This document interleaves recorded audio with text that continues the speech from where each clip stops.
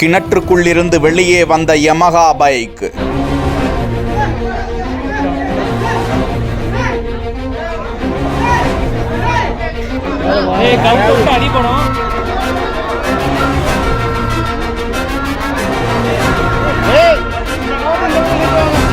Heart beat போல பட்டு பட்டுன்னு துடிக்கும் யமஹா என்ஜின் சமையல் அறைக்கு சென்றது எப்படி? கண்ணை உறுத்திய யமஹா, நொடியில் திருடனாக மாறிய மெக்கானிக் அண்ணன். மூச்சு கட்டுங்க, எடுங்க, அப்படி எடுங்க, வெளியிடுங்க, வெளியிடுங்க, இஞ்சி வெளியிடுங்க, எடுங்க, வெஞ்சி வெளியிடுங்க.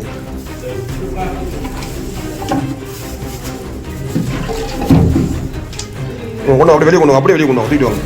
அப்பதான் ஊர் மக்கள் தெரியும். வாங்க வெளியே வாங்க, வெளியே வானா வெளியே வரணும். போலீசாரிடம் சிக்கக்கூடாது என வண்டியை பிரித்து கிணற்றுக்குள் இறக்கி பதுக்கிய பின்னணி. நாமக்கல் மாவட்டம் சேந்தமங்கலம் அடுத்துள்ள வாழவந்தி கோம்பை பகுதியில் வசித்து வருபவர் தமிழ்ச்செல்வன். இவர் ஆசையாக பல வருடங்களாகவே யமஹா RX 135 வகை இருசக்கர வாகனத்தை சூப்பராக மெயின்டெனன்ஸ் செய்து அப்பகுதியில் மைனர் போல ஓட்டி வந்தார். வீட்டின் அருகே எப்போதும் கெத்தாக தமிழ்ச்செல்வன் அந்த யமஹா பைக்கை நிறுத்தி வைத்திருக்கும் நிலையில் கடந்த 11ஆம் தேதி அந்த பைக்கை காணவில்லை. அதிர்ச்சி அடைந்த தமிழ்ச்செல்வன் தனது சொந்த சகோதரனை காணவில்லை என்பது போல பதறி அடித்துக் கொண்டு சேந்தமங்கலம் காவல் நிலையத்திற்கு சென்று புகார் அளித்தார். சுற்று வட்டாரத்தில் நண்பர்கள் உறவுக்காரர்களிடம் சொல்லி யமஹா பைக்கை தீவிரமாக தேடி வந்தார். போலீசார் பல இடங்களில் CCTV கேமராவை ஆய்வு செய்த போது இருசக்கர வாகனத்தை திருடியவர் காரவள்ளி பகுதியை சேர்ந்த பைக் பட்டறை நடத்தி வந்த மெக்கானிக் சுப்பிரமணி என்பது தெரிய வந்தது. சுப்பிரமணியை தூக்கிட்டாங்கப்பா போலீஸ்.